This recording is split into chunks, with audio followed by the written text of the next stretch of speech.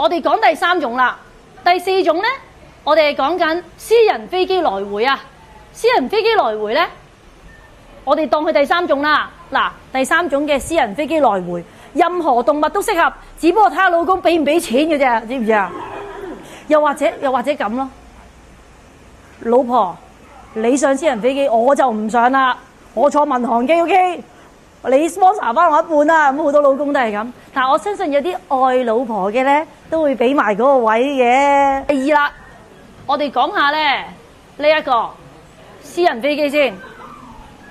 好啦，我哋講來回嘅私人飛機，其實都有唔好處喎。望一望紅色嗰度，嗱呢啲咧老公啊最中意咧，係啊叫埋上私人飛機，冇行李嘅佢，等佢買唔到嘢。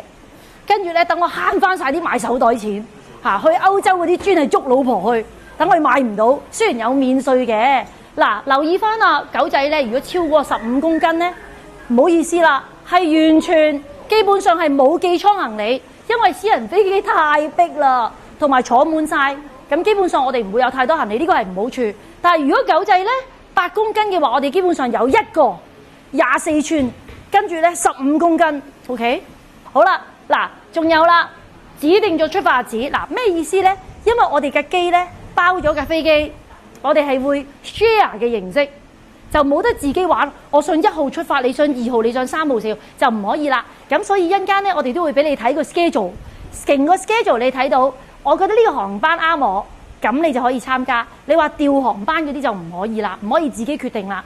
好啦，另外仲有啦，性格溫順啊，好啦。嗱，呢一個就係私人飛機，咁但係私人飛機咧，我哋都有啲俾你睇下噶咯噃，就係咧一啲要留意嘅重點啦。咁咧留意嘅重點咧就喺邊度咧？望一望，哇！點解遮住啲人樣咧？有冇見到有啲搞笑嘢喺度啊？呢兩張相見唔見到啊？好低，彎低身。咁點解咧？因為有啲咧。包咗一啲，你知啊？呢啲叫小型私人飛機，就唔係私人飛機。有啲客咧就唔係好知，就攞咗啲比較次級嘅小人飛機，就同我哋公司嘅灣流 Gulfstream 45050 Global 6000呢啲係真係富豪講緊幾億錯嘅飛機嚟比，所以唔好覺得出邊有啲賣緊10萬8萬好平，我哋賣緊11、2萬貴，1萬零2萬蚊好貴。記住消費者記得。